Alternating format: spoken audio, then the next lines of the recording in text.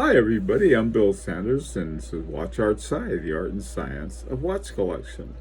I had my new logo video today for an introduction. So anyway, I was very happy about that. Um, Today I'm going to talk about something a little different, a little unusual, and in certain ways. One of the subscribers to Watch Art Sci had said, "Oh, have you seen this company called Ophion?" And I didn't know who they were, so I thought I'd take a look into it. And it turns out to be a very, very interesting company, and their watches are interesting too. And they're priced, I think, surprisingly low. So this is a good thing for all of us collectors. Okay, the one that they're coming out with is called the Ophion OPH 786 Velos. Velos is arrow, it's in Greek or something, I think. Now, the thing about this watch company, they're located in Madrid, and the people running it, they design a lot of things, and then they work with companies that help them create it. Okay, they say, okay, we want this and we want that, and so on and so forth, and then they go out and they find different companies to make it for them. Now, what I did is that I put in all of the different company or countries and companies that they work with to build this watch. The case is built in Switzerland by Vouten and Caton. And that Vouten is Kerry Vouten. I asked him, did Kerry Vouten have anything to do with the design of the case? And they said no. And that was the other thing too. They were very honest with me. I contacted them as well as they sent me materials and some other things like that, and that I appreciate. The hands were also made in Switzerland by a company called Estima AG. Now the hour hand is that looks big, arrow shape with a hollow arrow, sort of like the round apple, except it's in an arrow. The dial is by a company in Germany called Cador. The movement is, I'm going to get into that a little more, but it was originally by Technotime, which is a company that's gone out of business. Technotime was taken over by Festina, which is a holding company like Richemont and some of the other ones. This is Festina is located in Spain. And they have a manufacturing company that's referred to as MHVJ that they own. That's manufacturer Horlogerie Vallée des Jours, which is in Switzerland. The strap were made in Spain by a company called Jacob Straps, and I looked at them, and they make some very nice straps. So this is the sort of a watch with everything is outsourced to bring together exactly what they want. And there's, at least that I could find, I didn't find any baloney in there. They didn't, everything was very upfront about what they did, and I like that. Okay, so let's take a look at this watch company. And they were around and they disappeared. And the reason they disappeared was because Technotime went under after they had made the movement for them. They didn't quite what to do. And then with Festina bought them, and they were able to get their movements. Okay, now the movement is a redesign of the Technotime caliber TT718. And what they did with it, this particular caliber was used on a earlier watch that they had made, and it has a number of interesting characteristics. First of all, it has double barrels, and the double barrels are for extending the charge on. It does 120 hours. That's 5 days. It's got the bridges were all redesigned, We'll take a look at what it looked like before they redesigned it. They have this Grenelle hand-hammered gray. This is to give it sort of this mercury affected look from the old days. It has machine chamfering, in other words, beveling on all of the bridges. It's got a sandblasted gray main plate on it instead of using perlage. They use sandblasting. They used a straight brushing finish in the balance wheel bridge. The balance cock is very different looking. Rather than having engraving or some things on that, they used a brushing finish, and then they have a symmetric and independent balance wheel bridge. So it's sort of an interesting thing that they added to it.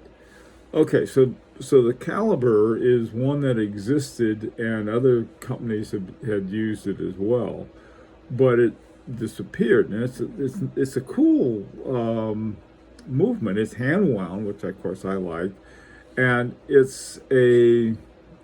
with what it's been done to it, you can really see the movement. If you're going to have a movement, you don't want it covered up with big fat bridges and plates and things like that. All right, so to the right there at the top is the original. This is what it looks like, the Technotime Caliber TT718. It was used in one of Fiona Kruger's watches, well, a few of them, and she ran out of them because one thing, the Technotime went away. So all of her calibers now, I think, have automatic movements. The interesting thing was that when Fiona Kruger used them, she had a solid case back because there really wasn't much to look at, to be honest.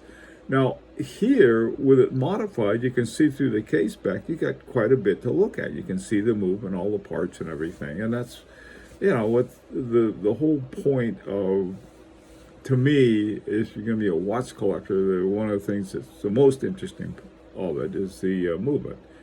Okay.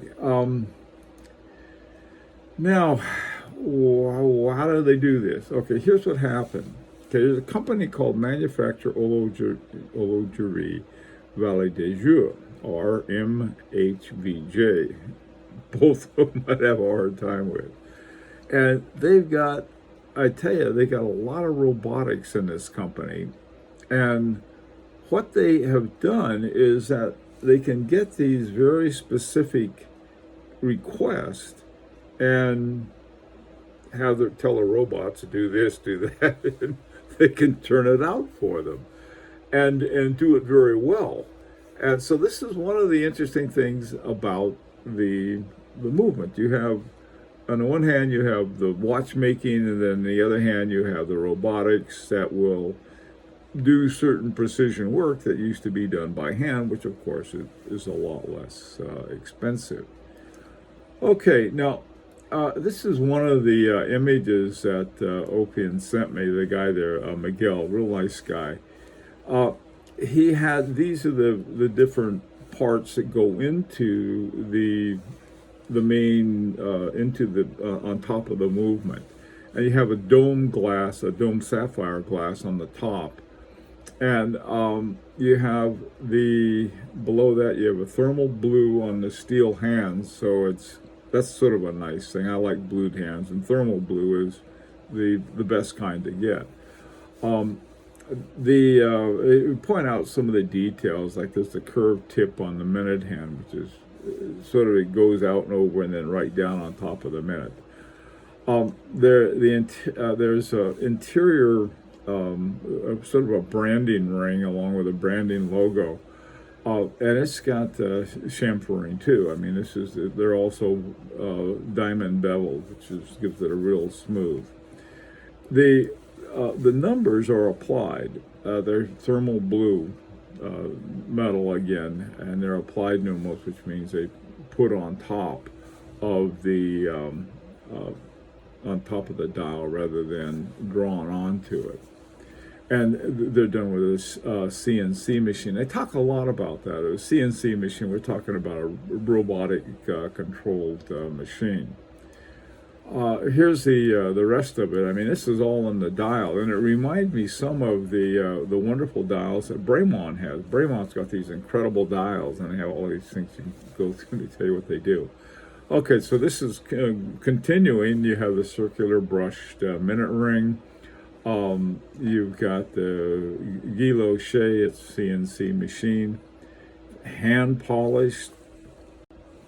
The casing is hand polished, and then it has what are called teardrop lugs, and these are put on there with a teardrop. The teardrop lugs are put on with, they have to be welded. Most of my watches, like this one, the lugs are built into it. On this Moser, for example, you have one piece that's the case and the lugs, but with certain kinds of lugs, they have to be welded separately. I think the big what do they call them? Those great big lugs that are on horn lugs that are on my Parmesan, is the same kind of situation.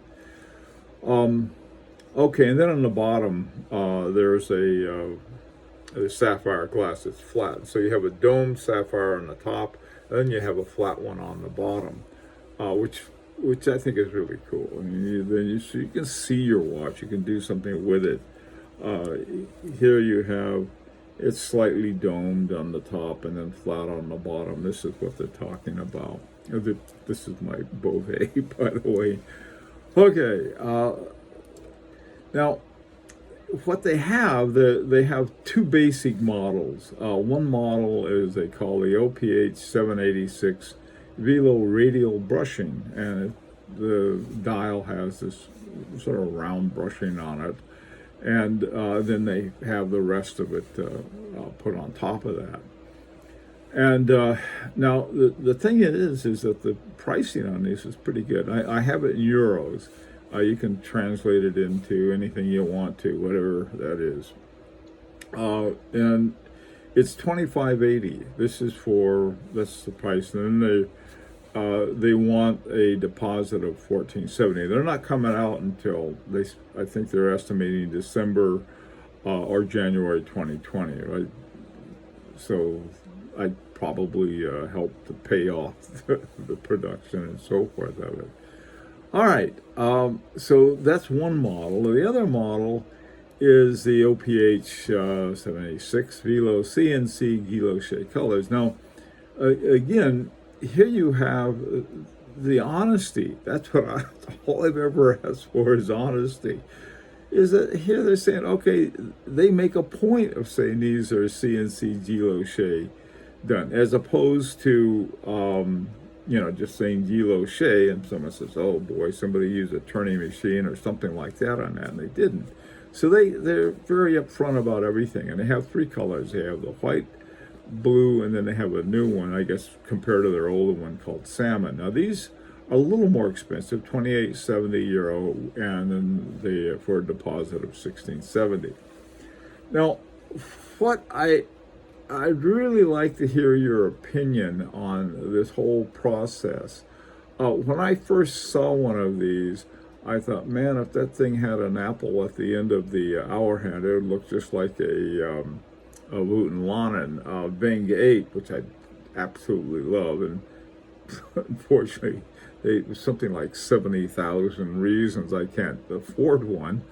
And I saw these, I thought, wow. But then when I found out that the cases were done by a company in which Wooten Lannen was half owner. He and Cadden own this casing companies. I thought, wow.